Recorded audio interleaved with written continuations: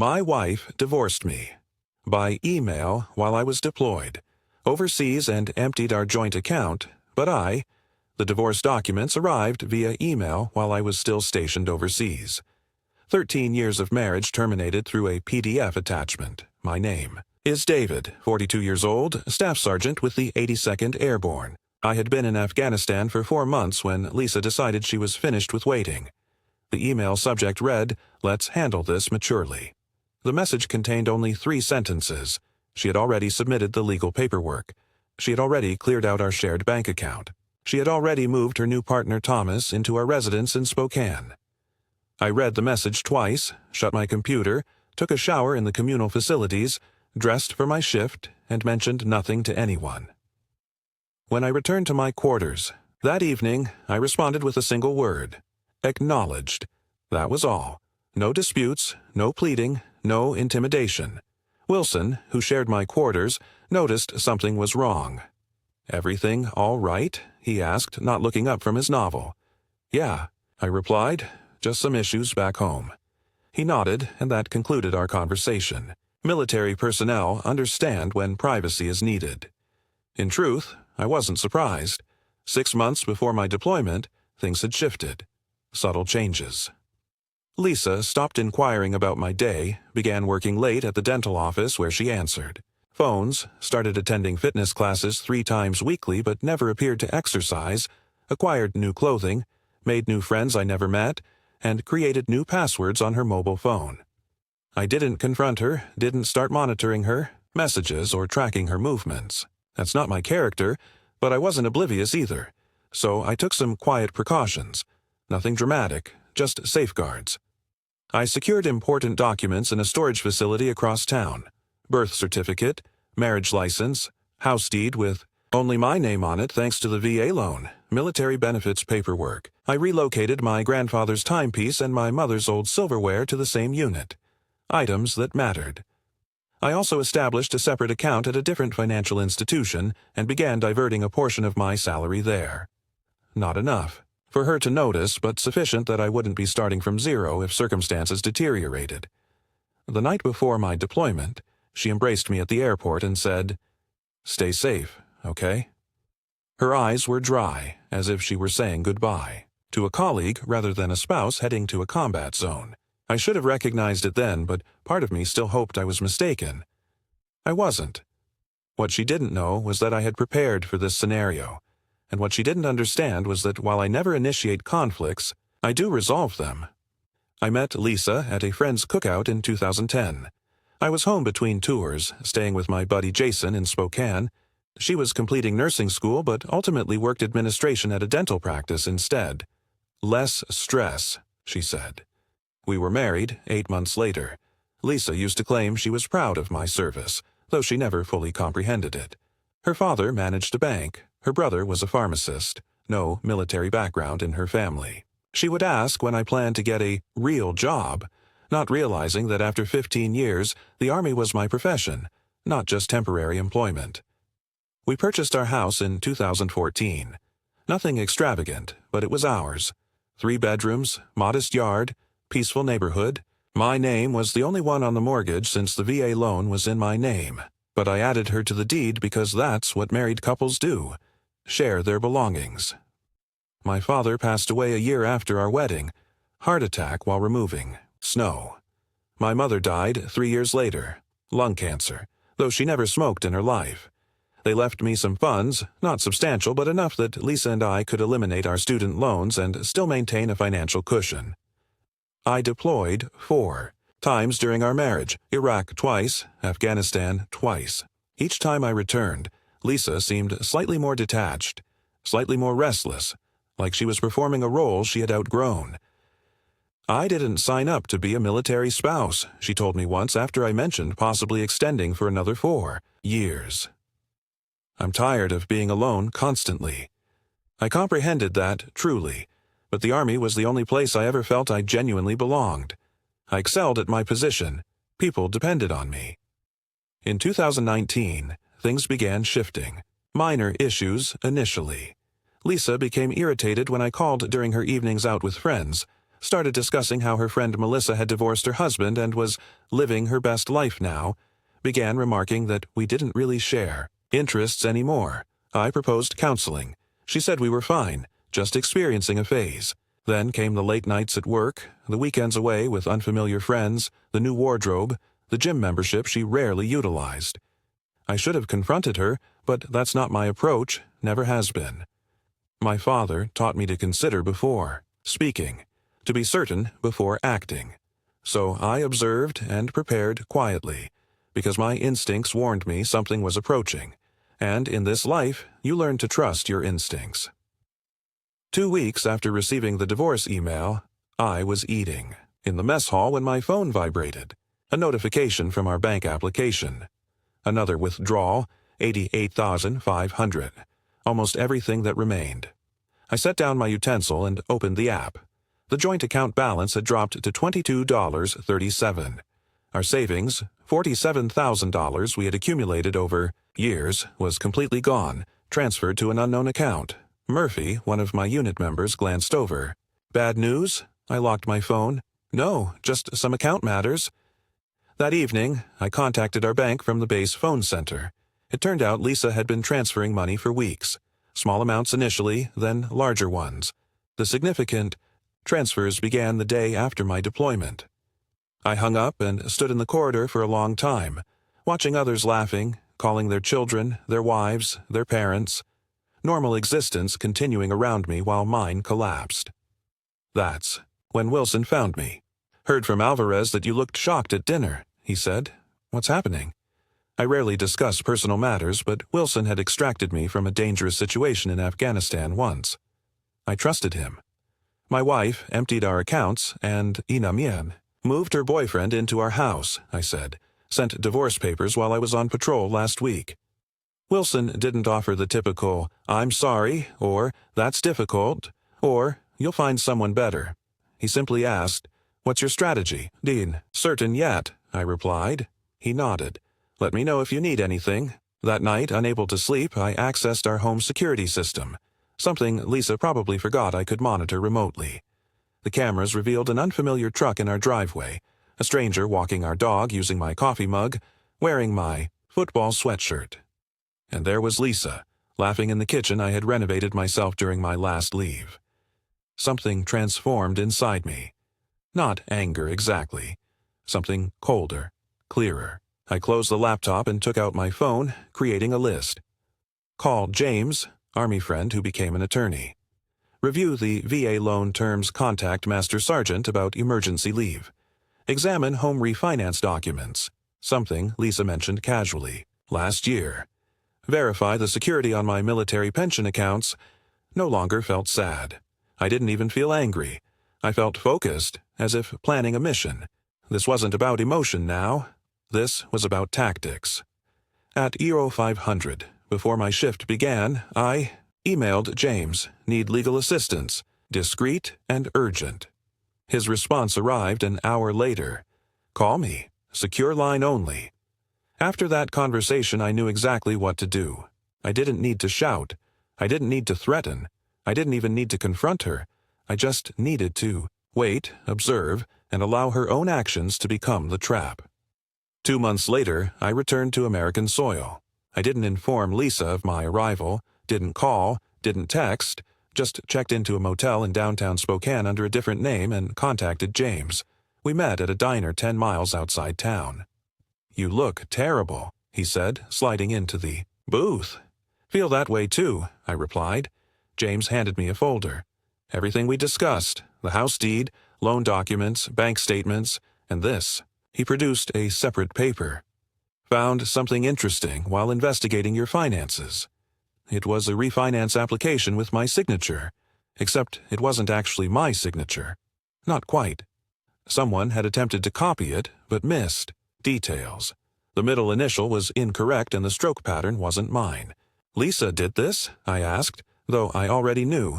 James nodded. 3 months ago. Used the equity to extract $330,000. Your signature is required since the VA loan is solely in your name. Forge my signature. Take out a loan against our house. Then drain our accounts and divorce me, I summarized. Busy woman. It gets better," James continued. She listed her boyfriend as a co-applicant. He has a record, 2 DUIs and a fraud charge from 2019. I took a deep breath. "What are my options?" "Several," James replied. "But first, you need to decide what you want." I considered this. I want what's legally mine, and I want her to understand consequences. James smiled. "Then here's our approach." The next day, I drove past our house. Thomas's truck was absent, but Lisa's car occupied the driveway. I parked down the street and observed for a while, contemplated knocking, confronting her, but that wasn't the plan. Instead, I visited the bank, met with the loan officer who had processed the refinance, displayed my military ID, showed him the authentic signature on my driver's license, presented the forged documents. His face blanched. "I'll need to report this immediately." "I understand," I said. "I've already filed a police report." That night, I received a text from Lisa. "Who have you been talking to at the bank?" Thomas said someone was asking questions. He didn't respond. The following day, I went to the county clerk's office, filed paperwork contesting the refinance due to fraud, registered formal notice that no changes to the property could occur without my presence. 2 days later, Lisa called. I allowed it to reach voicemail. "David, we need to talk. The bank called about the house. What are you doing? If this concerns the divorce, we can discuss it maturely." Maturely. The same word from her email. I still didn't respond. James called. That afternoon. "They've frozen the refinance money, and there's more. Your wife's boyfriend has been driving your truck, correct? The one registered to you? He was stopped this morning driving with a suspended license from those DUIs. They impounded the vehicle." "Good," I said. "He also possessed some interesting items in the truck, prescription pads from the dental office where Lisa works. They weren't blank." I closed my eyes. "She's been stealing prescription pads?" "Appears that way. The police are investigating." I hung up and sat on the edge of the motel bed. This was escalating beyond my expectations. Part of me wanted to call Lisa, warn her. Old habits. But then I remembered the security footage. My house, my dog, my life, discarded as if meaningless. No, this was the path now. I couldn't reverse course, and honestly, I didn't want to. I met with the bank fraud investigator the next morning. His name was Thompson, short man with exhausted eyes and a coffee stain on his tie. "This happens more frequently than you'd imagine," he said, spreading documents across his desk. "Spouse deploys. Other spouse sees an opportunity." "What happens now?" I asked. "We've frozen the funds from the fraudulent refinance, but there's an issue. Some money has already disappeared." "How much?" "About half. $147,600. I leaned forward. "Where did it go?" Thompson hesitated. "I'm not supposed to share that information." "It's my house. My name forged. My money stolen." He nodded slowly, then turned his computer screen toward me. "These are the transfers from the refinance account. Scanned the list. Multiple transfers to someone named Daniel Spencer. Not Thomas. Someone else I'd never heard of." "Who's Daniel Spencer?" I asked. Thompson shrugged. "Not my department, but you should have your lawyer subpoena these records," called James immediately after leaving the bank. "Daniel Spencer," he repeated. "Let me investigate." An hour later, he called back. "Found it. Daniel Spencer is a real estate agent specializing in quick sales, cash transactions." "She was planning to sell our house," I said, the realization striking me like a physical blow. "Appears that way. The deposits were probably earnest money to expedite a listing. But here's where it gets interesting. Spencer has conducted business with Thomas Matthews before." "Thomas Matthews? Is that my wife's boyfriend?" "Yes. They've completed 3 transactions together in the past 2 years." I sat on a park bench, trying to process this information. So this wasn't just Lisa leaving me for some man. This was, what, a planned operation? "Maybe," James said carefully. "I researched Thomas Matthews. He has a pattern. Becomes involved with women during divorce or with deployed spouses. 3 cases I discovered. Each time the woman's home sells well below market value to one of Spencer's clients. Matthews receives a percentage, then moves on. And Lisa? She knew about this. Difficult to determine. Perhaps she's a victim too. Or perhaps she's complicit. Rubbed my face. This wasn't just about Lisa betraying me anymore. This was something larger, something calculated, and other military families had been victims. What do we do? I asked. I've already contacted the FBI's Financial Crime Division, James said. This crosses state lines, involves military personnel and VA loans. They're interested. That night, I sat in my motel room with a beer, contemplating everything, wondering if Lisa had been manipulating me throughout our marriage or if she'd been drawn into Thomas's scheme, wondering if it even mattered. My phone vibrated. Lisa again. David, please call me. The bank is mentioning fraud, and Thomas was arrested for driving your truck. I don't understand what's happening. I stared at the message for a long time, then typed, "Who is Daniel Spencer?" 3 dots appeared as she started typing, then stopped. Started again, stopped. Finally, "I don't know what you're talking about." $147,600, I wrote. Multiple transfers. House listing. No response for 10 minutes. Then, "It's not what you think." I turned off my phone and went to bed. The next morning, James called. FBI wants to meet. They've been investigating Matthews and Spencer for months. You're not the first, but yours might be the case that breaks it open. For the first time since receiving that divorce email, I felt something resembling satisfaction. Not because my marriage had ended, but because the truth was emerging. I met with the FBI agents at their field office in Spokane, Agent Parker and Agent Donovan. They recorded my statement, copied all documents James and I had gathered. Your case helps establish a pattern, Agent Parker explained. Demonstrates intent, organization, elevates it to conspiracy rather than isolated incidents. What about Lisa? I asked. My wife? Ex-wife. The agents exchanged glances. We're still determining her level of involvement, Donovan said carefully. Did she ever mention financial difficulties? Pressure to sell the house? I reflected. She kept saying we were house poor, that we should downsize. I didn't see the necessity. Our mortgage payments were manageable on my salary. Parker made a note. When did that begin? About 6 months ago, around the time she must have met Thomas. And the refinance? Donovan asked. Never discussed it with me. She forged my signature while I was deployed. They asked additional questions, took more notes. When we concluded, Parker handed me her card. We'll maintain contact. Meanwhile, don't confront your wife or Matthews. We need to develop this case, methodically. I nodded. Understood.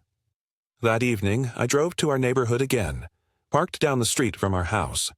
Thomas's truck had returned, must have been released from impound. Lisa's car was absent. My phone vibrated. Text from Lisa. We need to talk in person. Meet me at Riverfront Park tomorrow. I showed the message to James over breakfast the next day. Don't go, he advised. Nothing beneficial can result from communicating with her currently. I won't, I said. But I want to know what she's doing today while she believes I'm meeting her.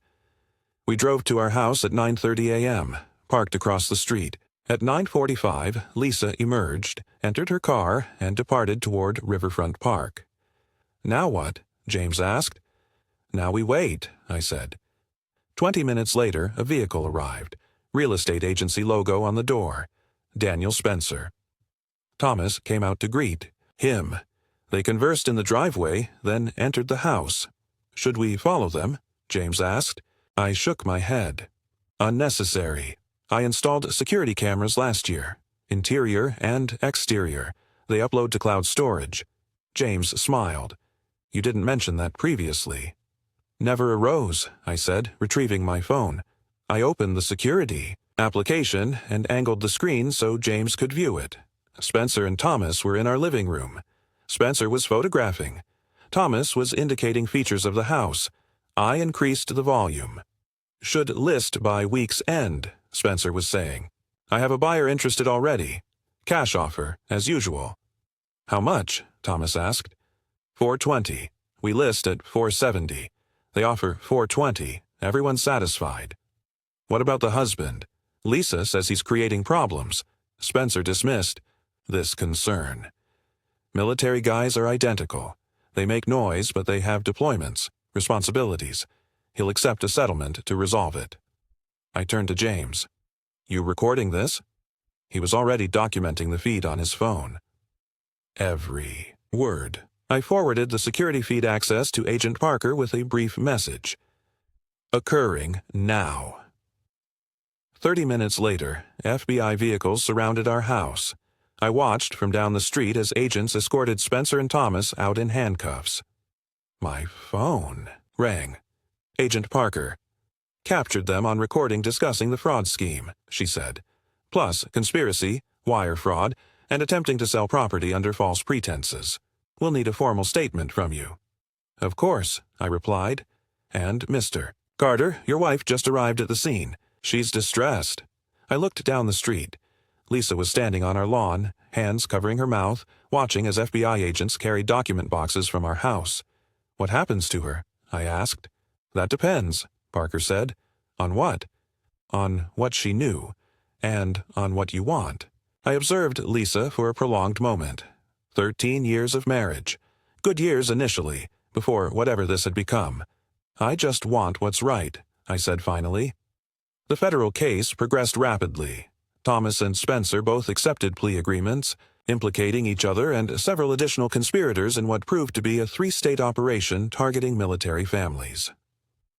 Lisa maintained she knew nothing about the broader scheme, claimed Thomas had convinced her I was concealing assets, planning to leave her with nothing, said the refinance was his suggestion. She had merely complied. Perhaps that was accurate. Perhaps not. Either way, she agreed to a settlement. Complete. Restitution of the misappropriated funds, forfeiture of any claim to the house or my military pension, a signed confession regarding the forgery. In exchange, I didn't press charges. The divorce was finalized 6 months after that email from Afghanistan. No fault, clean separation, all things considered. On the day the final paperwork was signed, I received a call from Agent Parker, Thomas. Matthews was sentenced today. 8 years for fraud, conspiracy, and identity theft. Spencer received 12. Thought you should know. Thank you, I said. There's something else, she added. We found evidence they've victimized 11 other military families. Your case helped us establish the pattern. Those families might recover their money because of you. After we disconnected, I sat on the porch of my rental apartment, watching. The sun set, thinking about those other families, other service members who deployed believing their homes and marriages were secure, only to return to emptiness. I hadn't intended to be the one to dismantle Thomas and Spencer's operation. I just wanted what belonged to me, but sometimes circumstances unfold unexpectedly. My phone vibrated. Text from Lisa. I never meant for things to end this way. I didn't respond. There was nothing left to communicate. A year later, I sold the house. Couldn't bear to live there anymore. Too many memories, too much betrayal within those walls. I used the proceeds to purchase a small cabin outside Missoula, Montana. 2 bedrooms, 10 acres, a stream behind it, no neighbors for miles. I took early retirement from the Army. 20 years was sufficient. I'd contributed enough. I adopted a dog, German Shepherd named Scout, started doing carpentry for locals. Nothing elaborate, but it occupied my hands and covered expenses. My military pension handled the rest. Occasionally I thought about Lisa, wondered where she ended up. James heard she had returned to her hometown in Oregon, working at another dental office. Starting over, I suppose. I didn't hate her anymore, didn't particularly feel anything about her, honestly. She had made her decisions, and so had I. One evening, I received a letter from a woman in Fort Worth. Her husband served in the Navy, deployed when Thomas and Spencer attempted to execute their scheme against her. The FBI had provided my name as part of the case. You don't know me, she wrote, but you saved our home. Thank you for fighting back when it would have been simpler to just walk away. I read it twice, then attached it to my refrigerator. Some days, when the silence became too oppressive, or the memories too intense, I would look at that letter and remember that something positive had emerged from everything. Last I heard, Thomas remained incarcerated. Spencer, too. The system functioned, properly for once. As for me, I was finding my path forward, one peaceful day at a time, constructing something new, something that couldn't be stolen or forged or betrayed, something that was mine alone.